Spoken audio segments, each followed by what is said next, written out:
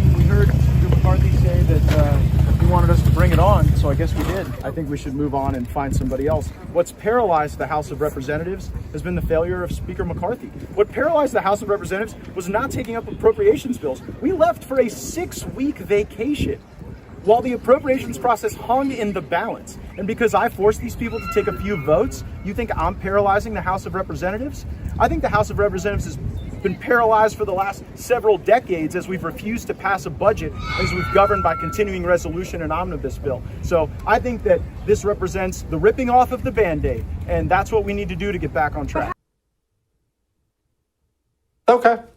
Joining me now, our senior editor, of Red State, Brandon Morse, contributor Jeff Charles. Brandon, okay, I'll toss it to you first, then we'll go to Jeff on this one. The floor is yours. Look, I don't care. I don't like McCarthy. I don't like Gates. I don't care. I certainly don't like the House of Representatives. I really hate the GOP. I don't like anything they do. I thank them all for entertaining me for 24 hours. I just don't care about any of this. Yeah, that's pretty much the best we could get out of them is entertainment at the moment. Look, I'll be honest with you. I think this was long in coming. This was inevitable. The fact that Kevin McCarthy got kicked out of his office should surprise nobody. He lost the vote 15 times to become speaker before he finally won it. So the fact that people were waiting in the wings to take him down when the opportunity was ripe, again, should surprise nobody. Kevin McCarthy was a Democrat light. The Republican voters didn't want him. His own people in his own party didn't want him.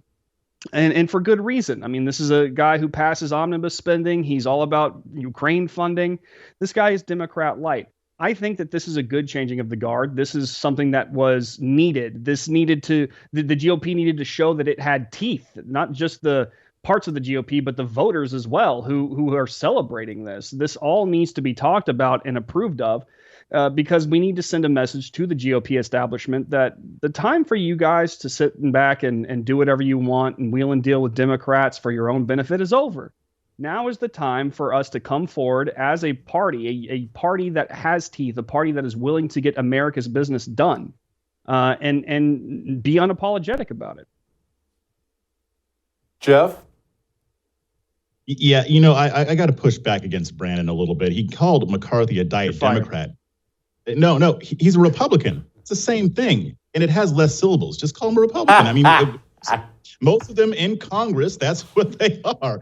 So to me, I'm in your boat, Jesse. I don't care all that much because this isn't really going to change much. It is some brilliant political theater, though. I will say that it is entertaining. That gif comes to mind of Russell Crowe in Gladiator saying, "Are you not entertained?"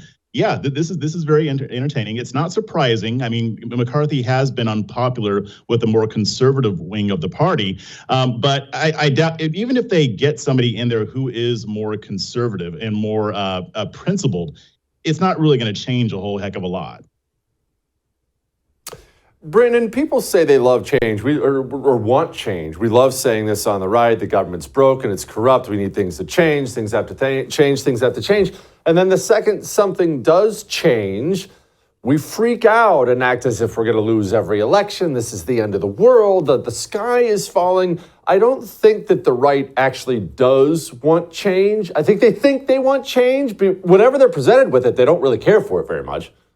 Oh, yeah. I mean, no, that's absolutely true. But I think that one thing that we need to remember, well, two things we need to remember. For one, this, like I said, this was inevitable, not because McCarthy was such a bad Speaker of the House, but because the GOP is a party of individualists. We're going to influence chaos in our own party because we are not like hive-minded like the Democrats are. We're not going to move in lockstep just because one of the leaders says that we should. We're not going to sit and think and do whatever we're told. We have our own thoughts, opinions, needs, and wants, and we're going to have those done in any way, shape, or form that we can. So, we are the party of controlled chaos. That is what we stand for.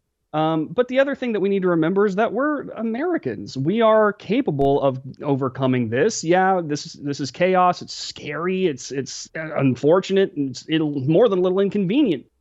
But at the end of the day, look, we're going to get through this. We're going to find our way through it. We're going to come out all the stronger for it. Jeff, Matt Gaetz because he's kind of a D-bag and obnoxious, people get blinded by the fact that even though he's obviously very, very ambitious, he is accomplishing some things and making the right people uncomfortable. I don't need to want to hang out with Matt Gaetz to appreciate when something has stung leadership, which I really despise.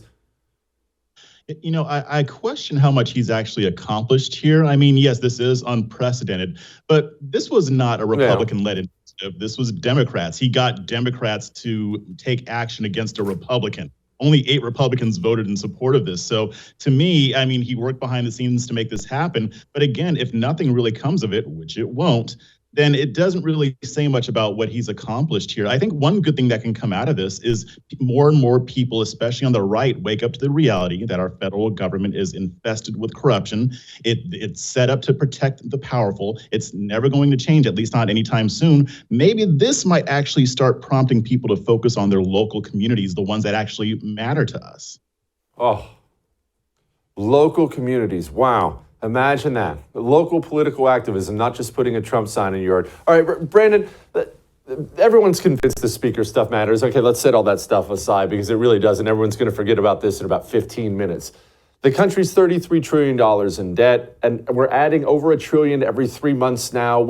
We're in the final years before there is a financial avalanche coming that's going to hurt everybody, and nobody in D.C. seems to care. Nobody. Even our hard-right firebrands never talk about this. There should be an emergency on-hands meeting, all-hands-on-deck meeting right now, saying, what are we going to slash and burn? And yet that conversation's never even brought up. No, it's absolutely true. And I think that's one of the reasons that people were so fed up with the GOP in particular, because the Democrats have 100% led this and the GOP has gone along with it for a very long time. Many of the members doing that for their own gain, their own benefit, while a few Republican members stood by and screamed, no, stop, stop, stop. I think, though, that if you're going to see something change, some feathers are going to have to get ruffled and some inconvenient things are going to happen. I think this is one of those things. Speaker McCarthy was one of those people who went along with the Democrats. And I think that now that he's out, hopefully, somebody will replace him that is worth a damn and willing to fight the Democrats tooth and nail to stop whatever their plans are. And that's what we really, really need, is a GOP worth a damn. Democrat Congressman Henry Cuellar, no big deal, I'm kind of bilingual. He was carjacked. Here was a little bit about it. Can you tell us what happened and how you found out? Yeah, I was just coming into my place. 3 guys came out of nowhere and they pointed guns at me. I do have a black belt, but I recognize when you got three guns. I looked at one with a gun, another with a gun, and the one behind me. So they said they wanted my car. I said, sure, you got to keep calm in those situations. And then they took off. This happened less than a mile away from the Capitol. And my place, you got our leader Hakeem there, Catherine Clark that lives there, a whole bunch of members that live in that place. So.